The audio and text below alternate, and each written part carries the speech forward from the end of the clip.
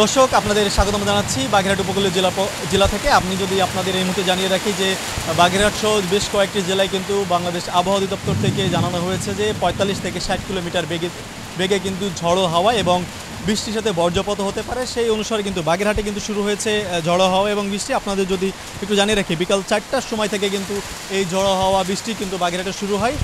আমি কিন্তু মোংলা আবহাওয়া অধিদপ্তরের সাথে কথা বলেছি, তারা কিন্তু জানিয়েছে যে মোংলা আর আবহাওয়া অধিদপ্তরের পক্ষ থেকে জানানো হয়েছে যে ঝড়ো হাওয়া এবং বৃষ্টি কিন্তু বাগেরহাটের বিভিন্ন জায়গায় গুচ্ছ গুচ্ছ আকারের হচ্ছে এবং এর সাথে সাথে কিন্তু শিলাবৃষ্টি এবং বজ্রপাতেরও সম্ভাবনা রয়েছে।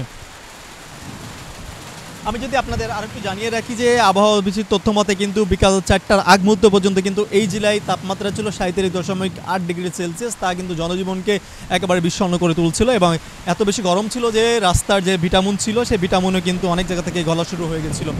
আমি যদি আপনাদের আরেকটু জানিয়ে রাখি, কিন্তু আমি অনেক কৃষকদের সাথে কথা বলেছি, তারা জানিয়েছে যে তাদের অধিকাংশ যে ফসল রয়েছে ফসল কিন্তু তারা ইতিমধ্যে কিন্তু ঘরে তুলতে সক্ষম হয়েছে, যার জন্য তাদের বড় ধরনের কোনো ক্ষতি হওয়ার সম্ভাবনা নেই।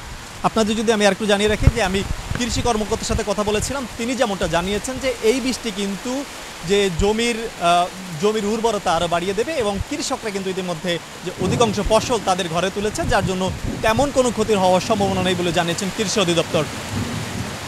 আপনাদের যদি আমি আরেকটু জানিয়ে রাখি যে সাধারণ মানুষের মাঝে কথা বলেছিলাম, তারা যেমনটা জানিয়েছে যে এই গরমে কিন্তু তাদের অবস্থা খুবই খারাপ হয়ে গেছিলো, এই বৃষ্টি কিন্তু তাদের জন্য স্বস্তি এনে দিয়েছে বলে জানিয়েছেন। বাগেরহাট থেকে এই ছিল আমার কাছে সর্বশেষ সংবাদ।